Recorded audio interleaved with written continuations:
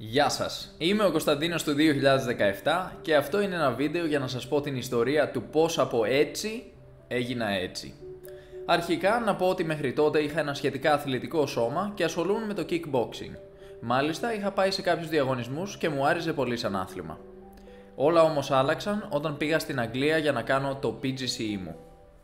Το περίσσιο άγχος και ο ελάχιστος χρόνος που μου επέμενε όταν γυρνούσα στο σπίτι από τη δουλειά με οδηγούσαν στο να τρώω γρήγορο φαγητό, να πίνω αλκοόλ και να κάνω μεγάλη κατανάλωση από πατατάκια, σοκολάτες και αναψυκτικά.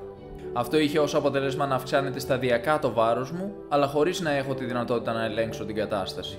Ίσως χρησιμοποιούσα το φαγητό ως λύτρωση ή επιβράβευση για το ότι κατάφερα να επιβιώσω τις δυσκολίες που εμφανιζόντουσαν καθημερινά στο χώρο εργασίας μου. Στο υποσυνείδητο του μυαλού μου υπήρχαν σκέψεις οι οποίες προσπαθούσαν να με προστατεύσουν.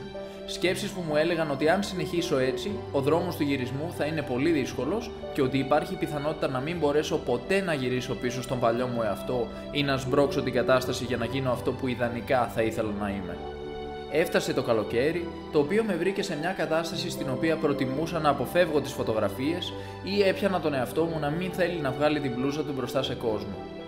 Έτρωγα πολύ και όταν καμιά φορά η νίκη μου έλεγε να μην φάω δεύτερο γύρο ή να περιορίσω την ποσότητα αλκοόλ, εγώ θύμωνα και της έλεγα ότι δεν έχει δικαίωμα να παρεμβαίνει στο τι θα τρώω εφόσον ένιωθα ότι μου στερούσε την ελευθερία μου. Πήρασε και πάμε να φύγουμε. Αν κλείσει η κάμερα για να βρει. Νάτι, αποκαλύπτεται. Λοιπόν, μην κλείσει η κάμερα, εγώ εύχομαι μόνο. Αν κλείσει η κάμερα, τελείω. Και ήρθε μια μέρα όπου κοιτάχτηκα στον καθρέφτη και είπα ή τώρα ή ποτέ, δεν πάει άλλο. Άρχισα να μορφώνομαι όσον αφορά τις θερμίδες, τις πρωτεΐνες, τους υδατάνθρακες, τα λίπη, όλα.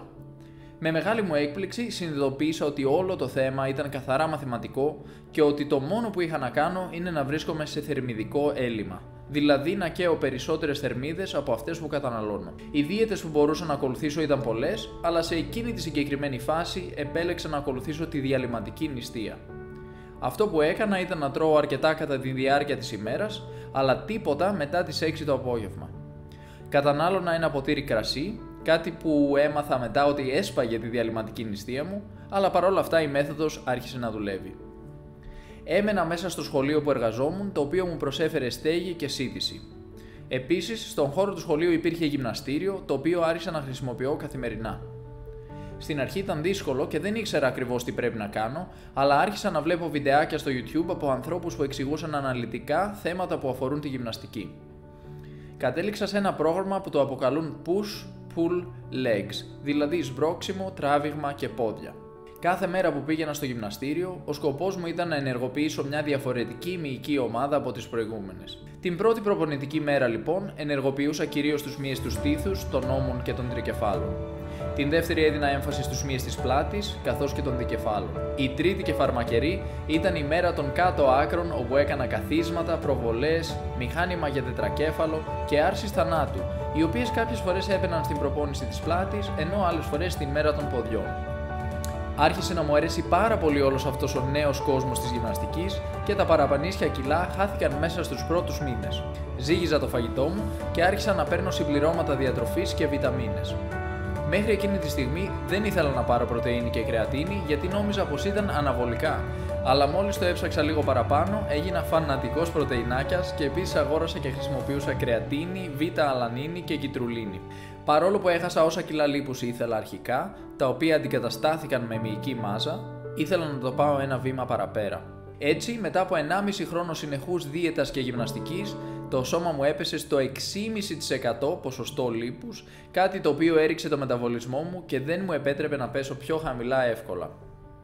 Εκείνο το καλοκαίρι έμοιαζα κάπως έτσι.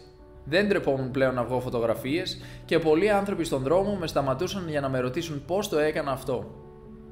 Τότε ήταν που έκανα και ένα DEXA scan για να δω σε τι σημείο βρίσκομαι πριν αρχίσω την επόμενη διατροφική μου περιπέτεια, η οποία ήταν το bulking, δηλαδή ο όγκος. Η ιδέα ήταν απλή.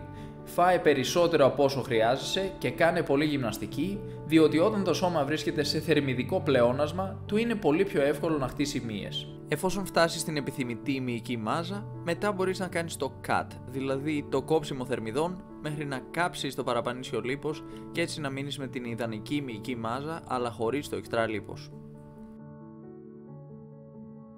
Το ότι μέναμε στο σχολείο που παρήχε σύντηση έκανε όλη τη διαδικασία πιο εύκολη και μάλιστα έψησα και την Νίκη να κάνει μαζί μου bulk. Και τι bulk? Το λεγόμενο dirty bulk, δηλαδή βρώμικος όγκος, κατά το οποίο τρως πολλές παραπάνω θερμίδες από όσες χρειάζεσαι. Φανταστείτε ότι μετά το δείπνο που μας παρήχε το σχολείο, εμείς τρώγαμε ένα δεύτερο βραδινό, το οποίο ήταν μια ολόκληρη πίτσα για τον καθένα, πατατάκια και παγωτά. Σε αυτό το σημείο να πω ότι όλο αυτό που κάναμε πολύ πιθανώς να ήταν μια δικαιολογία για να σαβουριάσουμε τα πάντα. Η ιδανική μέθοδος για να πετύχεις το ίδιο αποτέλεσμα είναι να τρως ελάχιστα περισσότερες θερμίδες από αυτές που χρειάζεσαι. Θα κλείσω αυτό το βίντεο λέγοντας ότι ποτέ δεν είναι αργά για να πάρεις μια δύσκολη απόφαση. Είτε είναι να τρως λιγότερο, είτε να κόψεις το αλκοόλ, το κάπνισμα ή οποιαδήποτε ουσία, πάντα υπάρχει η δύναμη μέσα μας. Το μόνο που χρειάζεται είναι να κοιτάξεις τον εαυτό σου στα μάτια και να σταματήσεις να λες ψέματα ότι δεν πειράζει, ενώ βαθιά μέσα σου γνωρίζεις την αλήθεια. Ποτέ δεν είναι αργά για να πραγματοποιήσεις όσα πάντα ήθελες. Να έχεις στο μυαλό σου τα λόγια του Thomas Jefferson. Για να πετύχεις κάτι που δεν έχεις ποτέ επιτύχει, πρέπει να κάνεις κάτι που δεν έχεις ποτέ κάνει.